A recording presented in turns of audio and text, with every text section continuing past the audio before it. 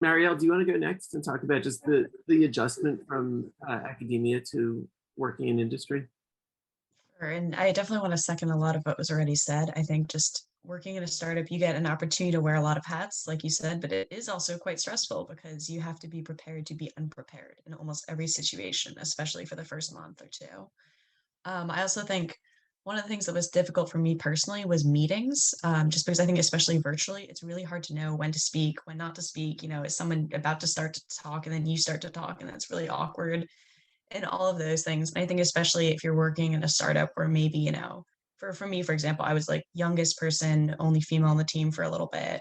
I'm not white and everyone else on the team is white and stuff like that. It's like trying to learn how to navigate that while also doing it online at your first job is pretty tough.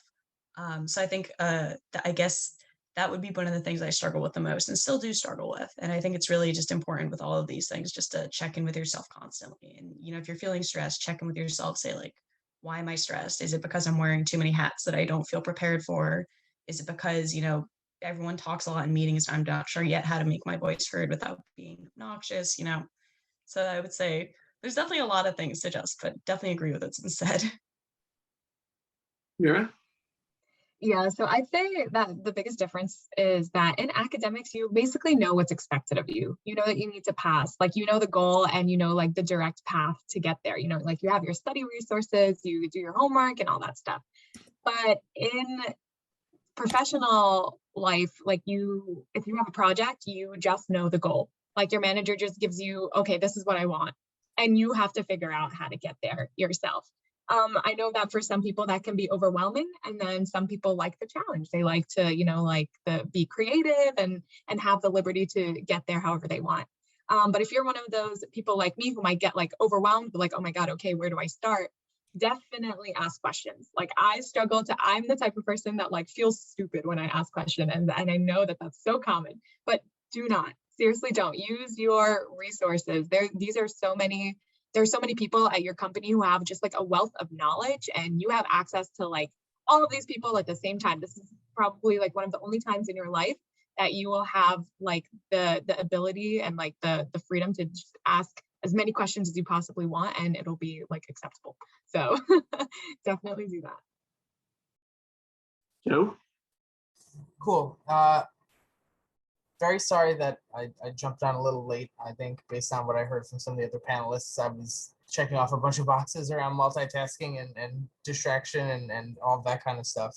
But by way of quick introduction, my name is Joe Borello. I'm a PhD student and biomedical engineer at Mount Sinai.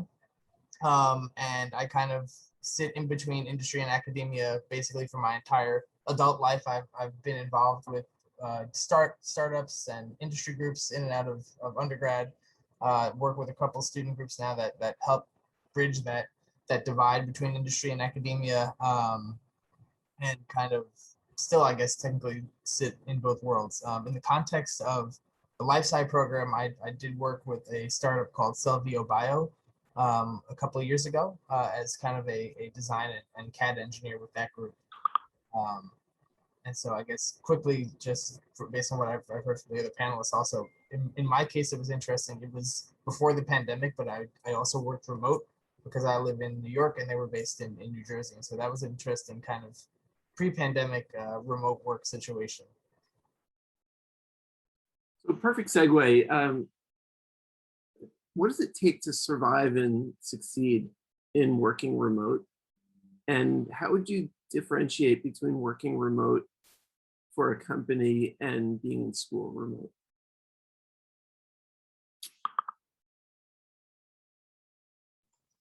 I think I can actually get this one started. So a big difference between working and being in school remotely is that when you work remotely, you're going to a company where like you don't know anybody and like they know each other. And that might be kind of scary. Whereas in school, you can just like text a friend if you have like a question, because like you kind of already have your friends. But in work, it's like very easy to like hide behind a screen when you're working virtually, especially when you're the intern. I guess something I'd recommend is to set up one-on-one calls, just really with anyone, with people whose positions or background that you think is interesting, especially people outside your team. I'd say maybe try to do one, just like a half an hour every week. And before you know it, you'll have engaged with like most, if not all of the company. People really love talking about themselves and seeing that you have an interest in them. It's also just like a really fun way. Yeah, exactly what Anita's saying. It's just a fun way to like get comfortable with speaking about yourself too, professionally. Yeah, that is what I'd recommend. Mariel? Sure, I can definitely agree with that. I mean, that was one, you're totally right that the environment's very different because you are coming into a team that sometimes already knows each other and sometimes already has a rapport offline that you just don't have going into it. I also do want to say, I think one of the important things for me was getting my own routine. Because I think at school, you know, you have your classes at certain times and then you kind of like see your friends when you want to and that sort of thing. But when you're working and it's like a 9 to 5, or if they let you set your own hours, I think it's just really important to keep in mind, you know, like, okay, I'm gonna get up at this time. Maybe I'll put on like different sweatpants or, you know, actual professional clothes, whatever. And to actually get into that routine every day. And then also say like, I'm gonna sign off at this time and I'm not gonna check my email or Slack. I think those are equally important and just really important to kind of get that routine down and to put a bit of a separation between life and work. Because I think in school, it's easy to kind of just be a college student all the time. And with an internship, if you want to be a good, like I said, if you want to work sustainably and not burn yourself out, it's really important to put those limits. Sorry? Yeah, I second a lot of things that it was already been said. And now I teach at Lehman College, so it's exactly that. It's easy for me just to set it up, a couple of homework and let the students do it. But I find it that if I do that, then I'm not engaging myself in my work where I have to be teaching consistently. So dressing up for the work that you are about to do, it really sets up the mood early in the morning. And when my own startup on other work is my own hours, anytime that I want to do, as long as I get it done. But I find that was not very productive early on when the pandemic started, as we started transitioning remotely. So setting it up a schedule, a strong schedule, early in the morning, trying to make those tasks happening and making sure that you are conscious that this is all on you. When it's remotely, it's a lot of this all on you, and you don't have the team to work on you consistently. And again, I find that also during the day, checking up with your teammates, if you are in a startup, is all about communication.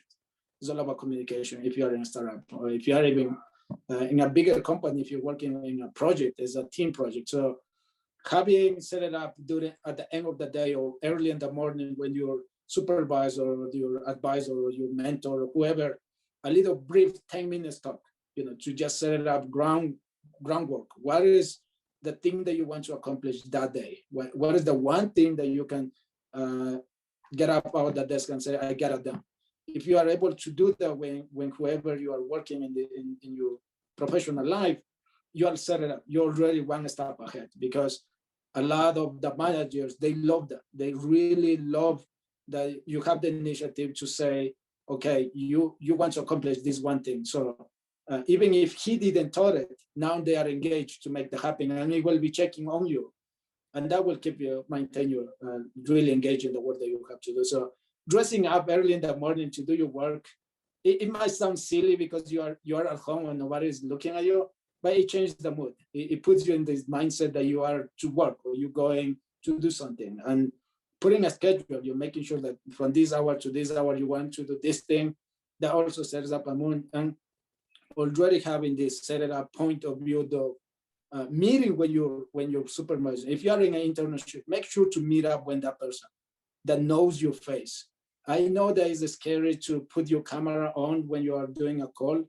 Just do a quick FaceTime, because even though they are older and they don't know what is FaceTime, they love that. They love that they can learn something new, something that could be very useful. So they want to see your face. They want to see how you're reacting to the things that they're seeing. If you are confused, they want to make sure that they know that you are confused and they are helping you. This is the internship. You are here to make some mistakes and learn from those things. And they want to make sure that you are willing to do those things and communicate when they, I will say that these kind of things as they're changing remotely. But if you set it up early on, you will be good. because in person is a little bit more flowy, that things flow a little bit more because you are part of that. You are already in the same room, in the same with the same people, you are learning. So it's easy to get invisible. And remotely it's very easy to become invisible. And if you don't make the effort, they might forget that you are doing something. So make sure to, in a weekly, personally, I do in a daily basis, I give a little quick text like, hey, can we meet up for 10 minutes and check on what I want to do, how we will do this by the end of the week. Those kind of things really helps. I want to go back to what Mira said about setting up one-on-one meetings, and then pivot to Joe, who had been working remote even before the rest of us were, being a trendsetter in that way. Mira, what advice do you have on getting those one-on-one meetings and reaching out, and what kind of response did you get? And then to Joe, how do you make sure that you don't get lost in the shuffle when you're not part of the core team, you're brought in for a short amount of time, and even if they're co-located and you're not, or if they know each other and you don't, how do you make sure that you're included on things? But first, Mira. It's honestly always received really well, like when I'll send someone an invite. Basically what I do is I'll send really a brief email being like, hi, I'm the intern, this is my function, and I would love to get to know more about you. Usually in most companies, there's like some brief bio or just like a reference where everyone in the company is listed and like you could see their functions. If you literally see anyone whose function like pops out at you, reach out, send an email, be like, I'm interested in learning more. And everyone, I assure you, will be like, absolutely. Even top management, I would highly recommend speaking to them. If you think about it, if someone came to you looking for wisdom, you would be more than happy to share it. So that's basically how they feel. Don't be shy. Yeah, I mean, I second all of that, especially if it's a company that you're like, oh, I'd be interested in working here afterwards also. To your other question, Rich, around not getting lost, when I was working with Salvio, it was, pre-Zoom era. So we actually did, a decent number of calls, and we did have the opportunity to, on certain occasions, kind of like meet up if something was being exchanged. I was doing a lot of CAD design for a cell bioreactor, and so Fari, who's the CEO, would and it was a very small company, so it was just me like interacting with Fari, who's the CEO. But he would come into the city sometimes, and we'd meet up, and I'd like get some cell culture plates or something that we were gonna get the dimensions for and incorporate into the model. And so, I think in some capacities, if we were doing that today, maybe it wouldn't have been in person. It would have been over the mail or something like that, and it would have been more Zoom calls instead of phone calls. But I think the thread throughout all of that is regular communication. If there was something where I had a question, I would shoot him over an email or a message, kind of, within the time parameters that we were operating for. But then just in general, when larger deliverables were being handed over, not just handing it over, but also giving a little, background where this was fitting in with the project in general. And I think that's across the board, regular communications just helps keep you top of mind with everybody else you're working with. For all of you, and we can start with Mariel, any things that you did that you regret or that you wish you had done differently in your internship? Ooh, that's a big question. During my internship, I think I did make mistakes. You're all gonna make mistakes at some point, but I don't really regret it because I do feel like I learned a lot from it. I guess, yeah, maybe I'm trying to think about this. Just like a quick answer, I think I said yes to a lot of things during the internship, or like at the beginning, I was very much like, I want to be involved with everything, and like said yes to like a bunch of different projects. And I don't think that's always the best thing, just because then you end up with like way more things than you know how to do. And you always run the risk of like not being able to do your best at all of them. So I guess that would be one, because this honestly was the piece of feedback I got from my supervisor halfway through. She's like, you can say no sometimes, like that's okay. So I guess that would be like the mistake I think I did, which is like overextended myself and then didn't do as good of a job on things that I wanted to do. And did you find that when you started, they had projects waiting for you, or did you come in and So- start volunteering so that to make sure that they kept you in mind? So I definitely did a lot of volunteering. So, I mean, I don't know how this will go or how this resonates with everyone else's experience, but for me, there was a couple projects they had me in mind for, and then the other ones they were like, oh, if you're interested, you can get involved in this. And so then I just said, like, I want to help however I can while I'm here. So I ended up just doing a lot of different things. But I definitely was very proactive about saying, like, hey, just use me however you want. Like, I really want to help out. So yeah, there wasn't a lot of like structure when I joined, which is probably, I imagine, true of most of these startups. Which can be an advantage. Yeah, no, it gives you a great opportunity. But yeah, you do have to, again, check it with yourself and be like, am I doing too much? And like, am I okay with what I'm doing right now? Sorry. Regrets. I will say second what she just said, like taking too many things. Like I said at the beginning, you wear too many hats. You are willing to jump into that thing. And yeah, I will say a couple of things. One thing I regret, and if I had to do that again, is they invite me to come to give a pitch about the one of the projects that we're working on, and I had other small event happening, and I say no, not to the event. I will say that probably is something that will change. Going to this kind of meetings, and I had the second time to have the same opportunity, and I went. It was a completely different way to see how startups and businesses happen, because you are going to deliver an idea and perhaps something that you have definitely be needing to have practice at some point.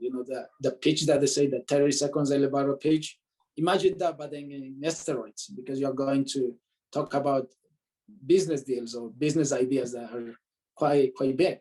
And that one thing that I decided, no, I regret it, because I couldn't get a little bit more insight and probably help in the business end of the startup that I was working with. I probably had been able to help them. But I will say, don't if they invite you to go to a field trip or to be part of, then in the summertime they invite me for where they have a picnic for the summer team.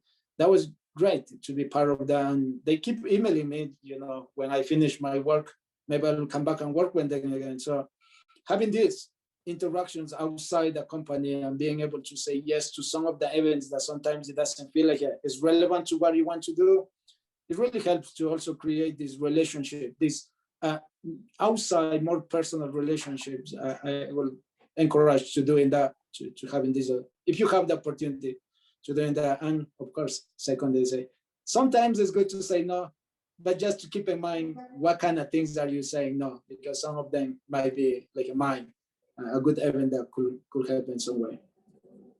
Joe, any regrets? Any things you wish you had done differently in your internship? I think my biggest thing I would do differently, and piece of advice is, don't be afraid to admit you're confused about something in like the first week or two, because there's always the things that you understand about the job and its description and what you're expected to do, but then there's also these little things around like details that are hard, I think, to communicate in writing, and hard to communicate anything besides in person even. And so in a virtual format, in a remote format, it just becomes extra hard of like, what do you mean, what do you mean, what do you mean? I think as long as it's coming from a place of legitimate, just like I'm just trying to figure things out and get over that learning curve, and you're showing progress as a result of that, nobody's going to get annoyed by that, and especially in like the first week as you're getting adjusted, and then it'll pay dividends later on, because you'll understand some of those little nuances about the way the company is operating, or the way that somebody will say, I need this, but what does that actually translate to in terms of what your work product looks like? And I think it's when you're doing something technical, that's easy, because it usually means like, okay, render it this way, not that way. I will say it's probably a little trickier if you're doing something that's less technical, more business focused. But I think figuring out those little nuances that go along with every workplace early on is helpful. Sounds great. And Mira, you've had a lot of time to to think. So we expect that you'll have a really good answer. And just before you go, if anyone in the audience has any questions, we have a few more minutes. So you can either type it in chat or you can virtually raise your hand and have a chance to ask a question. So Mira? I'm pressured to give a really I good know.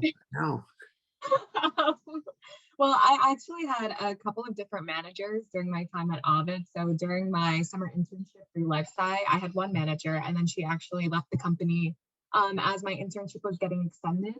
So my first manager, she was really proactive. Like, she would set up meetings for us bi-weekly. She would ask me like how I'm doing, if I need anything. Like, it was honestly a really great resource.